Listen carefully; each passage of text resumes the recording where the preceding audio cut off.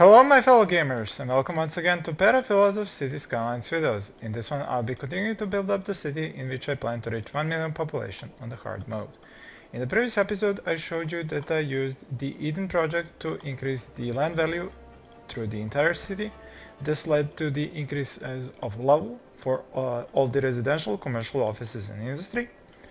Then I decided to get rid of most of the offices and switch them for commercial, so now you can see almost the entire city is now just green, blue and yellow, or brown depending on the level of the industry. There's only a little bit of offices left here, which I kind of decided not to mess around with, and only a little bit more of low density residential left as well. I'm very close to reaching 300,000 population thanks to the fill all the houses mod, although that mod did put me in a little bit of a disbalance when it comes to the services. There is kind of a problem with the death care because there's a lot more sims that die per hour, per week. You can see here deaths are above 1,000. I do have some unemployment and also empty jobs. That is because of the other part of the problem, that I have too little schools and too little capacity for all the new sims, so now I'm not educating everybody. Now from time to time this goes up and down depending on the death rate and the birth rate, so I kind of push this through the budget at 120%. I almost managed to educate everybody, but still need more elementary schools, as you can see, which means that if I continue to build the city with the Eden project and this mod, I will have to place a lot more services than I have before. Now the budget seems to be able to handle this, although I did have to increase the taxes on the residential to 12% because 10% global, and then the increase in taxes for every district that is built up. The new districts have a tax relief in order to help them zone faster and get more sims in. I usually have some residential demand now, and continuously have industry demand because of all the offices that I destroyed.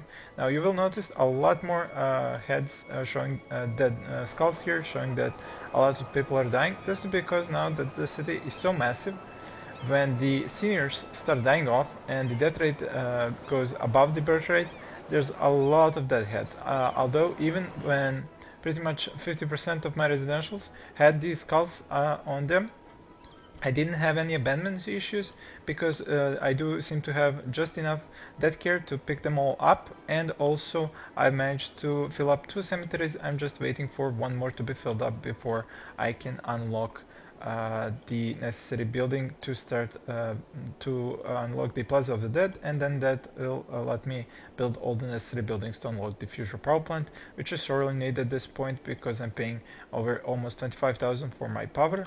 I even had to build up an extra solar power plant here, and then once I have all the power coming in from that unique building, from that monument, then I'll be able to bulldoze all of these solar power plants around the city.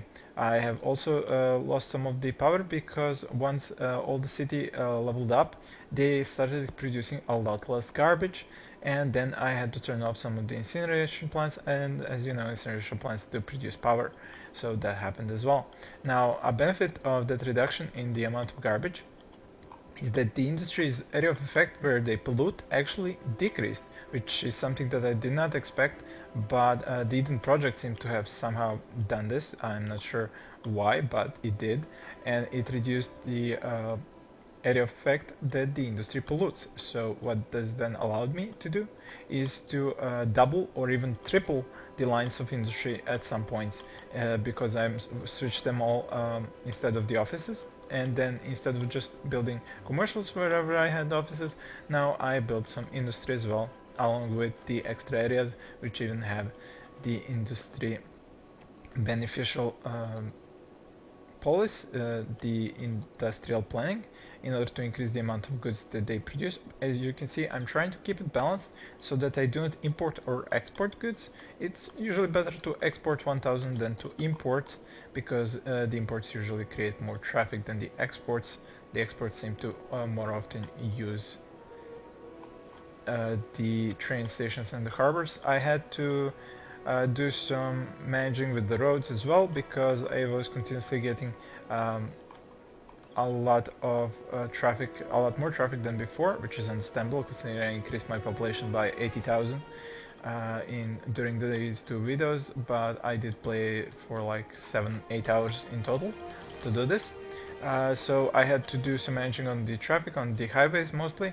Wherever I saw red, I had to do some changes, add some more off-ramps, on-ramps, change some things, but it seems to have managed to stabilize the traffic, and I don't have any stoppages now. I did have an additional problem where I saw that this train intersection, so to call it, was actually too small, because the train coming in from here would block the train going in from here, and then the train would block the train going through here, and then you would have a train waiting for this one waiting for this one, this one waiting for this one, and this would create a blockage that would stop the entire city's trains from functioning. I solved this by deleting this part for a while, then waiting for it to clear up, then rebuilding it, and then reducing the budget on the trains down to 70%, so that there would be fewer trains and hopefully no more intersection problems with the trains.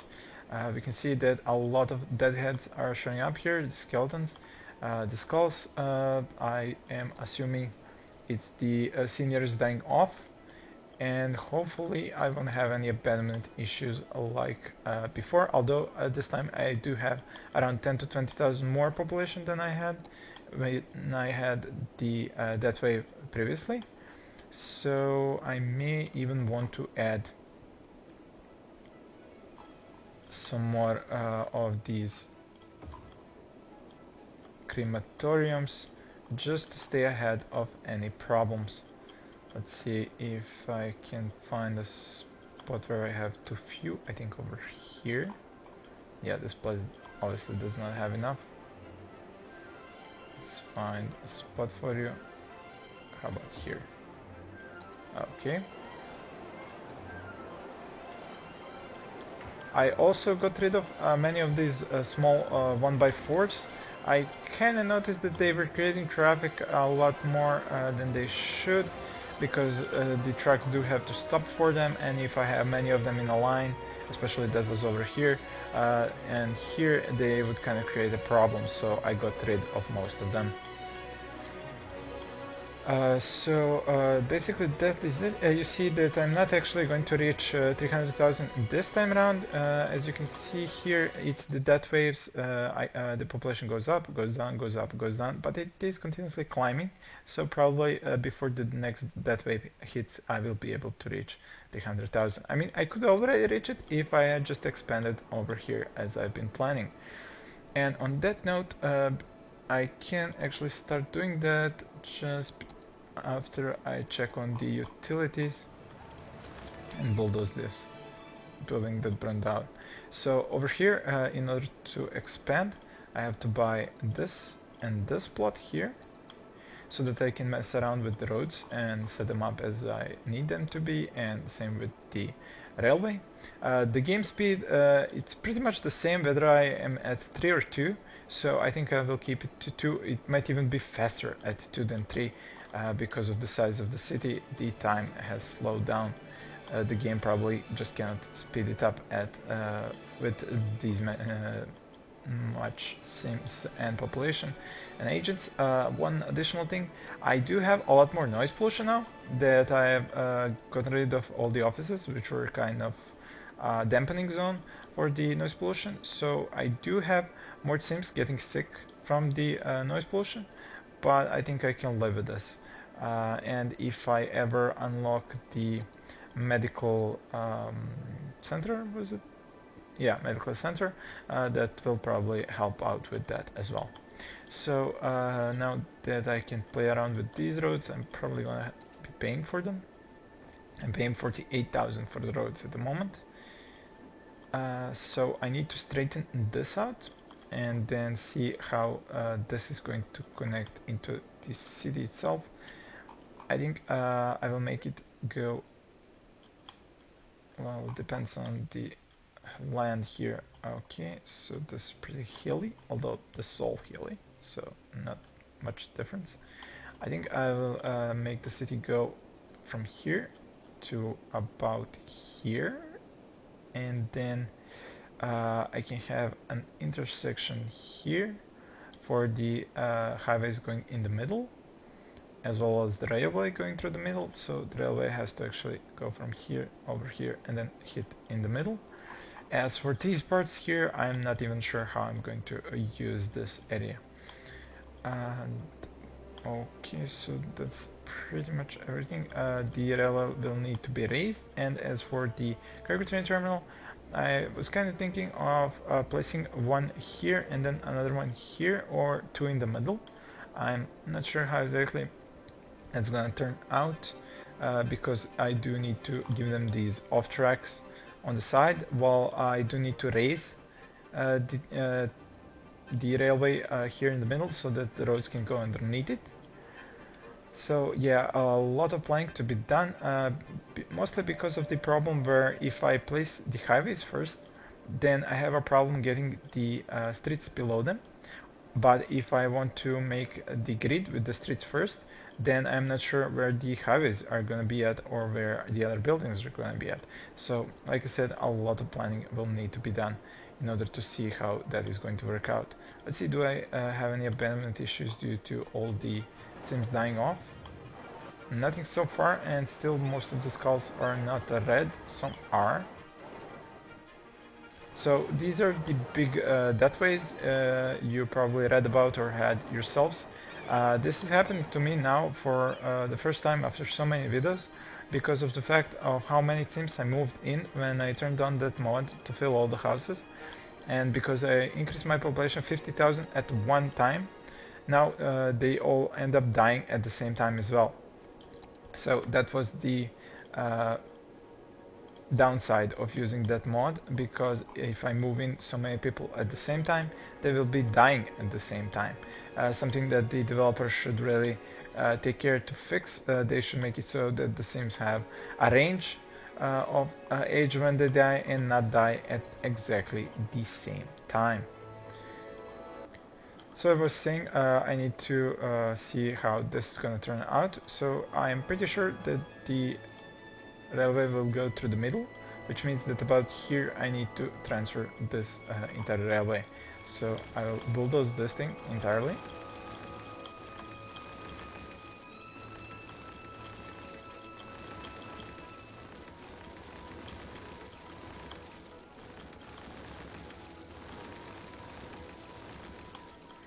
And then the question is, if I raise it now, how am I going to get the streets below it?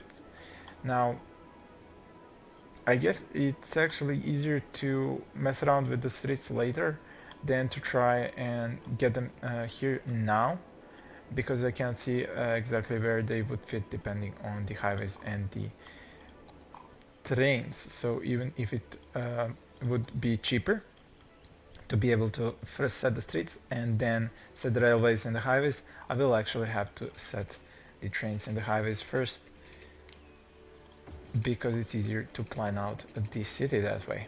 So this would keep going straight at 180 degrees all the way down to here. What's your problem? Ah, no problems. Okay, and then once I reach over here, I can turn on to the left. I can probably go back to the ground now, no need to keep going down. Can give it a nice turn, although yeah, it may create a problem if I want to go back here. So maybe I want to go back a little bit with this, go to the ground level, and then connect into here. This shouldn't be too bad of a turn, either one of them. I was afraid of this. Now, because I made it in one go, it was connecting a lower point on the ground to a higher, and then created this huge bridge. In order to fix this, I would have to actually bulldoze it and then just redo it as part by part, This is something I used to have a problem with in the other parts of the city, and I totally forgot about it, and now it came to bite me in the ass over here as well. So that part has to be destroyed, and then, like I said, to redo it again. What I'm going to try and do is just follow the pillars as they get built, so 2 by 2 probably, to try not to have too many getting built at the same time, and then raising the height of this thing. So at this point I will have a second pillar.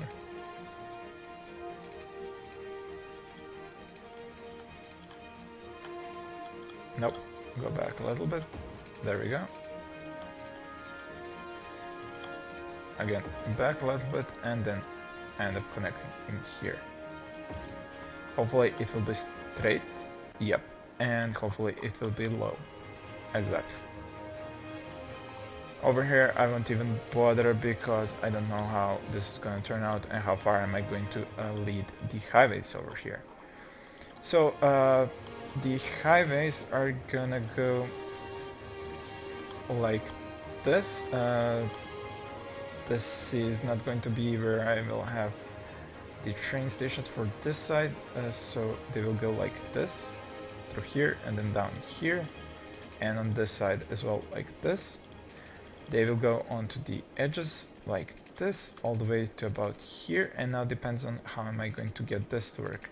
So if these were to turn like this, I would have to have a way to get off of this highway onto here, and also to continue over here. I could use this thing like this, so the highway would be coming off of here, they would be getting off onto here, and the problem with this would be that it would be only one highway ramp that would be feeding the traffic in, which would probably not be enough. But because of the fact that there's going to be a highway that's going to go like this, then I will be able to add more ramps to go into that highway, and then the one that goes from here to here and then goes up, I'll be able to add some more ramps onto it. So basically now you know the whole plan, and I am going to end the video here. Thank you for watching, and please stay tuned for more.